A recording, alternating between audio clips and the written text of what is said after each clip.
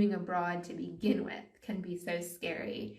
And learning a language from scratch for the first time can be so scary. And then to do both of those together and to do that at an age where you feel like kind of this fish out of water. You know, she says, I haven't learned something new in decades. You feel like, oh, this isn't for me. And I really wanted to use Marianne as an example that you can still do it. There's not like an age limit on these things.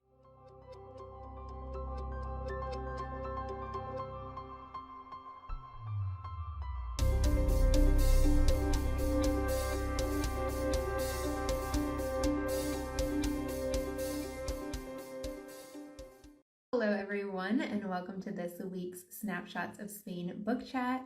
I'm Danny J. Norwell, and today we're going to be discussing Marianne, which is the 8th story in this Snapshots of Spain collection. Marianne is a novella all about language learning and specifically later in life adventures. It follows the story of Marianne, who is a 67-year-old woman who moves to Spain and begins to learn the language for the first time. And I think this is a really beautiful story, and I think it's one many people will relate to, especially if they have any experience learning a language. But I really think it's something that will resonate with many people, just because Marianne is so relatable in all of her doubts and insecurities along the way. So as always, I will be doing a Q&A session today about this story. So if you have any particular questions you would like me to answer today, please do send those through in the chat at any point throughout the book chat. But I will start out by sharing just a tiny bit more context and then reading to you an excerpt from this novella. So I think it's important to kind of know who the different characters are when I read you this section. And so I will explain that Marianne has a son named Brian who has lived in Spain for a long time and has a longtime girlfriend, Amaya, who is Spanish, who all live in Torremolinos, Spain. So this is part of the reason why, this is probably the main reason why Marianne ends up moving to Spain. So I wanted to give you a little bit of those details first and foremost. But yeah, once Marianne moves across the ocean and resettles herself in Torremolinos, she decides to take some beginner level Spanish classes. And so the excerpt I'm going to read to you today is from the beginning of her journey, not necessarily the very, very beginning of the novella, but it is her first day of class. So here we go. My legs just barely carried me on the short walk to school that first day. I attempted to seem unfazed, but Brian was supporting me by the elbow, and so I'm sure he was aware I was trembling in the hot June air. Until that point, I had been able to mask everything as excitement rather than anxiety. I had made a big deal about purchasing the perfect notebooks, pens, and book bag for class. I had even asked Amaya to set aside a Saturday to go out shopping with me to pick out the perfect first day outfit. I remember being so excited about such things as a young girl, and so I hoped recreating those kinds of moments would ease my fears about going back to school as a senior citizen. It didn't help. When we arrived at the school, the secretary made a big show of welcoming me like a regular. "Ay, los besos, Mariana," she shouted before jumping to her feet to give me the traditional Spanish 2 kisses. Much to my relief, most of our exchange was in English, but she peppered in Spanish vocabulary with zeal. "Okay, Mariana, here are your books, your libros. You'll need them for class. This one for homework assignments, tareas, okay?" I nodded along thinking, as long as everyone tells me the English word first, the Spanish thing will be a piece of cake. "Okay, Mariana, I walk you to your classroom, okay? Your aula. Shall we say goodbye a tu hijo?" She looked at me with expectant brown eyes, but I froze. Where was my English cue? What was she talking about? Oh God, I'm lost already. Thankfully, the secretary turned her gaze to Brian at the same time he touched me on the shoulder, and the obviousness of it all sunk in.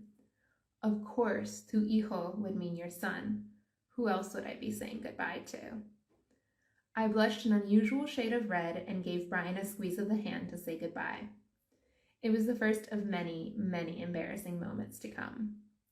Moments in which I would immediately realize how easy a question was once I knew the answer, despite being paralyzed with fear just seconds before. What am I getting myself into? I wondered, but followed her to my classroom with an uneasy grin plastered on my face. I can't say that I remember much from that first class, outside of feeling that same staggering uncertainty time and time again. It had been ages since I had been a student, literally decades since I had tried to learn something new. In that cozy, bright Spanish classroom, I was bombarded with the realization that learning a language wasn't going to be like riding a bike. I wasn't going to suddenly get the hang of it. Brains, it seemed, didn't naturally recall what they should do the way that bodies did. It just didn't work like that, and it was both disappointing and mortifying. The surprised look on my classmates' faces when the secretary told them I was another student and not their teacher was embarrassing enough.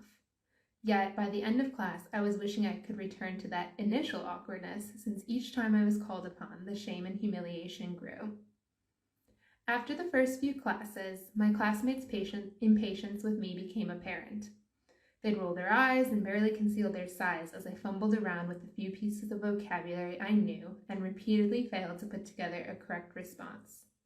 Despite all the informal Spanish lessons I'd had while shopping and cooking with Amaya, I was floundering. So I will leave the reading there for today because I think that gives you a very clear idea of how Marianne is feeling at the beginning of this language learning journey. And if you've ever taken a Spanish class or any language learning beginning stages, I'm sure you can relate to that anxiety and that feeling of like, oh my God, that should have been obvious. I should have recognized that. But in the moment, you freeze, just like Marianne did. So I would actually be curious if anyone else here today has learned a second language or any other foreign language. I would love to hear a little bit more about your experience at the beginning. If you've read this story, do you relate to Marianne, or even just from that excerpt? Is it something that feels similar to you, or did you perhaps have a different experience? And as you know from what I've shared about this novella here on social media already, Marianne does meet a friend quite unexpectedly, and this is the turning point for her. When this new friend comes into her life, that becomes the thing that really changes how her experience with the language learning goes. So I'd love to hear if you had something like that, if there was some person or just something in particular that really helped you to kind of make it over that initial struggle and fear that often comes with learning a language. So I do want to talk specifically about language learning as we continue with this book chat. But I did get one question in advance, so I will answer that first. And of course, anyone who's here, if you have any other questions you'd like me to answer, go ahead and drop those in the comments. But Emily asked what inspired the idea for this story. And I think this is an awesome question, and I really appreciate it. So what I will say is that many of the other stories, when this was asked, my answer was, oh, this kind of came to me and it wasn't expected and it wasn't on my initial list, because I did have this lengthy list. I actually looked at it recently. I had, I want to say 21 different story ideas or character dynamics, just like themes that I wanted to explore in this collection of short stories.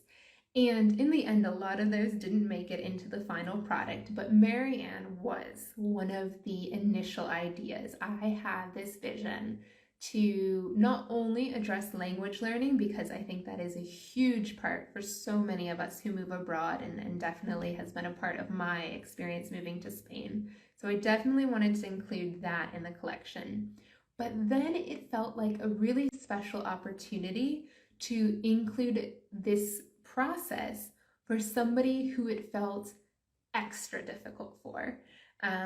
Somebody who was much older and just kind of out of that norm, so to speak. I have shared in the past that I run the Sincerely Spain blog with my friend Claudia, and on there we focus a lot on study abroad students, on teach abroad people who are usually fresh out of college, fresh out of university. There is this understanding that a lot of the people who come abroad to Spain are in their teens or 20s or maybe early 30s. And we're always focused in on that segment of the population because they do represent a very big portion of the people. But there's also so many other people who don't fall into that category. And so I thought, in this story, it was a perfect opportunity to highlight that and to point out that not only does Marianne do this and is she scared and is it a difficult situation, but in the end, things do change. Like I said, she meets this friend and things begin to fall into place. And so I think that's kind of the building blocks of where the story came from, but it really was just this desire to share a story of hope, because I think it can be so overwhelming. It can be so scary when you're starting out on something new. So moving abroad to begin with can be so scary. And learning a language from scratch for the first time can be so scary. And then to do both of those together and to do that at an age where you feel like kind of this fish out of water. She says, I haven't learned something new in decades. You feel like, oh, this isn't for me. And I really wanted to use Marianne as an example that you can still do it. There's not like an age limit on these things. And sure, like scientifically speaking, young 2-year-old brains are probably the best at learning languages. And so when you get to 67, it's going to be more difficult, but it's still possible. And so I think that was basically what I wanted to show through Marianne. And like I said, I think it resonated with a lot of people, and it was so exciting to hear some of the reviewers saying, I really connected with Marianne, and specifically about her being someone who's not in, the very early part of her life, but still going on adventures and still having these amazing first-time experiences, I think is really powerful. And I just want to read a comment I see coming in. I'm about the same age as Marianne, and I would also find taking a foreign language class at this stage in life would be totally horrific. Yeah, I understand. And I think that is what makes Marianne so relatable. And I hope that, it provides that sense of, I totally understand. I have so much empathy for her, but also I'm inspired by her. Also, I think, if she can do that, maybe I can do it, or I can do something else that I've been telling myself that I'm too old to do, or I missed the opportunity to do, because Marianne is a great example that that's certainly not the case. So it has been so fun for me to develop the story of Marianne and to share her and her journey with everyone, especially when I get to read comments like this. So thank you. So speaking of that, let's just focus in on having this senior protagonist, because I think that is something that people are sometimes surprised that I'm able to write a senior protagonist, or not, just me in general, but just that it's interesting that one would choose to do it. And the way I see it, I've talked about this in the past, representation is important to me. And I think, we talk about that, thankfully, a lot in terms of race. We talk about it in terms of sexual orientation and gender identity. But a lot of times what we forget when it comes to representation is that age is one of these other categories that we often don't include very well. We often tell stories about people in moments of change. I think that, especially as a women's fiction writer, that is what we focus in on. Those are the types of journeys you're looking for, someone going through personal growth and And those sorts of moments we often relate with earlier periods in life. But again, like I said, it doesn't have to be. And so I definitely wanted to have a character like Marianne and like Juan, the friend that she makes. I think I have such a warm place in my heart for Juan. He is so fun, and I love watching the dynamic develop between the two of them. So I really did want to make this, at least this one story about some older characters that hopefully people can still really connect with and enjoy them for themselves. I think oftentimes we do have one older character in a story, but they're there just to be the voice of wisdom, or just to, necessitate questions for the younger characters. They don't necessarily have the big role or the big personalities. And so Marianne and Juan definitely get to take center stage in this story, and I think really steal your hearts. I have enjoyed their dynamic so much. It was so fun to write. But it was also challenging, and I would like to speak a little bit to that as well. And I see a few more people are joining today, so thank you so much for being here. And I'll just remind you, if you have any questions you would like to ask about this story or reading or writing, anything in general, let me know here in the comments. But yeah, speaking just a little bit more to the writing of Marianne and Juan and their dynamic was difficult for me to do because of the fact that Marianne is an American, so she's an English speaker at the beginning of her Spanish language learning journey, and Juan is a Spanish man who doesn't speak English. And so, of course, there's a huge language barrier there, and it's really difficult to develop their relationship in a way that feels authentic, but is also attainable on a reading or written level. I think sometimes in like TV or a movie, you could show a lot more of the nonverbal communication, and you can understand a lot by just watching them interact. But of course, when it comes to a book, it is difficult. I describe a lot of those things, but it became this big challenge for me, and one I was really excited to take on. And I will say that I went through a lot of different versions of this story, because as somebody who speaks both languages, I did write it where Juan is speaking completely in Spanish to Marianne, and she doesn't understand, and she's thinking, what is he saying? What are these words? And I did leave it that way for many of their dialogues. You do have Juan speaking in full Spanish sentences to her, and then you have Marianne kind of dissecting. And I did absolutely tone it down, because I understand, as if you are a reader of English and don't necessarily have the Spanish background, I understand the frustration of having paragraphs and paragraphs of Spanish and having no idea what's going on. So I wanted to avoid that. However, there are definitely, like I said, a full sentence or two that I think allows you to be in Marianne's shoes, because you can see what one is saying, and then you can be in Marianne's head of working through it. So she might latch on to just one or two words in his entire statement or question. She doesn't know what he's saying, and she's got these same feelings of nerves and anxiety that I shared in the excerpt. And you kind of get to see her wheels turning and her trying to figure out from the context what is going on.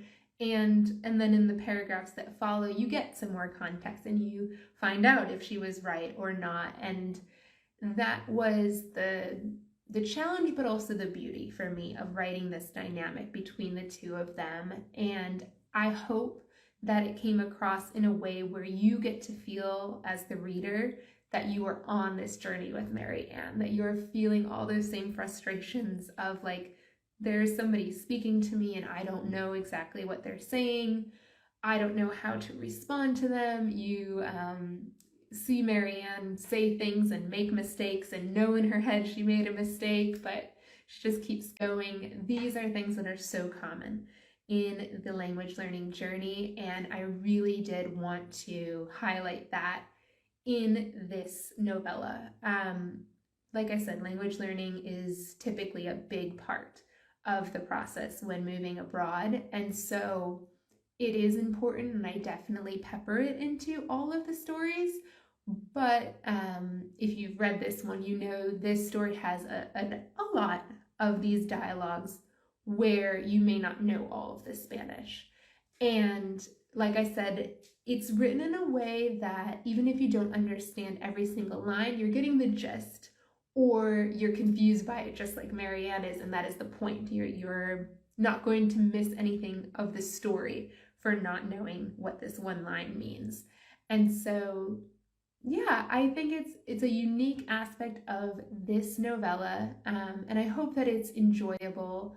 I really enjoyed writing it and trying to figure out how to develop that between them, and I think it offers something really beautiful as you see them both coming into their own and starting to relate on a level beyond the language, and I think it is a really cool opportunity. So I hope that if this is, you know, interesting you, or if you're just intrigued to see what in the world, how do they possibly communicate in this way, I encourage you to check out this story.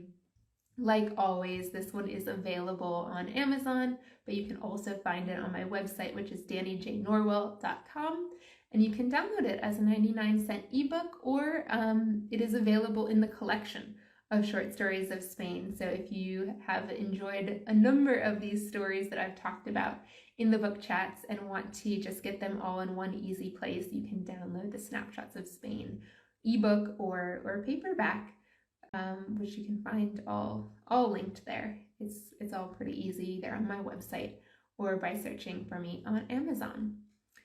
So I think those were all the questions that I had. I didn't see any other ones coming in today, so I won't keep you any longer unless you do come up with anything else before I go.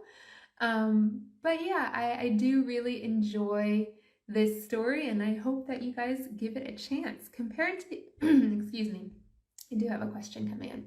So compared to the other stories in the book, was this one a bit more difficult to write? Yeah, I would say that it was. And it's always interesting, the different stories and the journeys that they take you on as a writer. And I think that I have a different experience with each story that I write, with each character that I write. Excuse me. And I remember my process with Marianne more than I remember some of the other stories. And so I think that speaks to a number of factors, probably the amount of time that I spent with Marianne, but therefore the difficulty level of it, because it was tricky. And like I said, with this aspect of the Spanish and the English and really focusing in on the language learning, it was difficult for me to write because I was very conscious of making it accessible to people who don't speak any Spanish, feel like Marianne, and making sure that they get the full story and don't feel like they're missing out on anything. But then at the same time, for other readers who may have some Spanish knowledge, I wanted there to kind of be almost like an Easter egg for them, that there are these sentences often that Marianne doesn't follow, and that's okay. It's not essential to the story. But if you do speak Spanish, you might, get a smile out of the cute kind of flirty thing that one has said, and Marianne doesn't know that that's happened. And I think that trying to, tell this story in a way that maintain the essence of it, but then also keep in mind all of the different types of readers I would have and make sure that there was something for each of them. It did add a layer of difficulty for me, but I'm pleased with the way it came out. And of course, like my alpha and beta reading teams were very helpful along the process, because again, I had a variety of people with varieties of levels of Spanish. And so it was awesome to hear their feedback and to see, okay, I am hitting it in these different places for these different people. And so, yeah, check it out if you haven't read this story, and by all means, let me know. I would love to hear if you experience it in the way that I've been describing. Yeah. So that's it. I won't keep you guys any longer. I really appreciate you joining me here today or watching the replay. Check out the story. It's on DannyJNorwell.com. And I shall see you next week. Next week, I will be joined by a guest and I will be discussing the Spanish language story, Elu. So that'll be an interesting one. It will be in English, but a little bit of Spanish as well. I'll share a little bit more about how that is going to happen in the upcoming week. But thank you. Stick around for more details on that one, and I'll see you all soon. Bye-bye, everyone. Happy reading.